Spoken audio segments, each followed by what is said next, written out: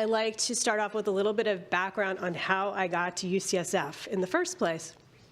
And I received this brochure in 2007 at a dental conference. So I'm a dentist. I was looking at ways to get physicians and dentists to work together to manage diabetic patients when I worked for Kaiser. And so this conference was all about looking at the links between gum disease and diabetes, so I was really excited to go. So this brochure was given to me by someone from the CDC who was there to talk to us about our National Diabetes Education Program. And I opened it up and looked at the dietary advice, and it said that increasing fiber and limiting saturated fats and salt will help control blood glucose, blood pressure, and cholesterol. But it didn't say anything about reducing sugar consumption, which I found strange, since we were talking about diabetes after all. There was another speaker at this conference, and he handed out this book, The Stop and Go Guide for Fast Food. I flipped open to the page on the drinks, so how can you pick a healthy drink if you're eating fast food? And I noticed that Lipton Brisk Sweet Tea got a green light, and it has something like 65 grams of sugar in it.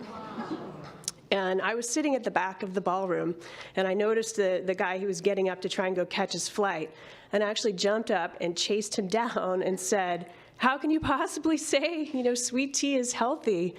And his response was, "There is no evidence linking sugar to chronic disease." So this is actually a screenshot from the Sugar Association's website back in 2007.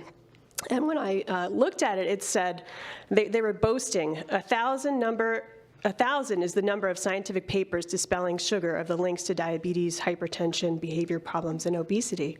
And then they listed these government and institutional reports that were apparently exonerating the link between sugar and these diseases. The cane and beet sugar producers have actually been in the game for quite a long time. High fructose corn syrup didn't get popular until the 1970s, but cane sugar's been around for centuries. And the Sugar Association, which is the trade group that represents cane and beet sugar growers and manufacturers, has a long history. It dates back to 1943, and really it goes back further than that. But 1943 is when the cane and beet sugar companies started working together. And so the Sugar Association is the big group in the US, but then there's also an international version called the World Sugar Research Organization based in London. And where you see a flag on this map is where each country has their own version of the Sugar Association. And so it's a global organization connected through to the World Sugar Organization in London. And then you also notice that Coca-Cola and another group called the International Life Sciences Institute are also connected into these sugar trade groups. And this one book in particular listed all of the sugar industry's research projects from between 1943 and 1972.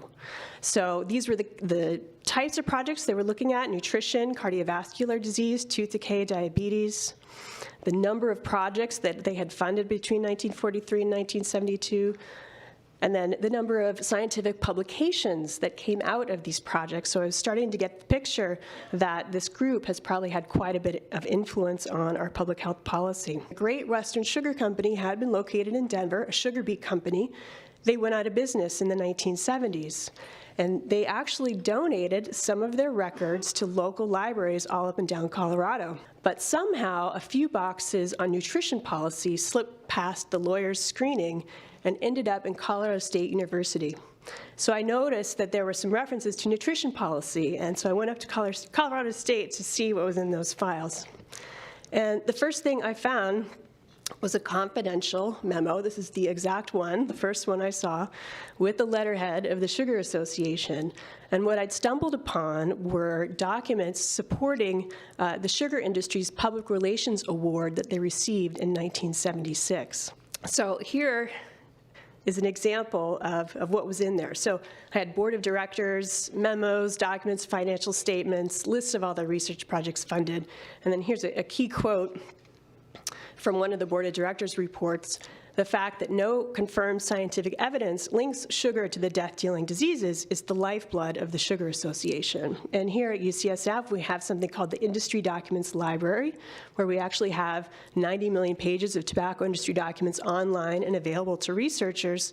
And I knew that the sugar industry had been up to very many similar things. And in 1950, they were pretty clearly stating their position that the aim of the foundation in dental research has been to discover effective means of controlling tooth decay by methods other than restricting carbohydrate intake. I actually found that the president of the Sugar Research Foundation from 1943 went on to work for the tobacco industry. So this is a letter that he wrote in 1954. 1954 was the year the tobacco companies announced in the newspapers that they were the good guys in trying to solve the problem between smoking and health, that they were going to do the right thing.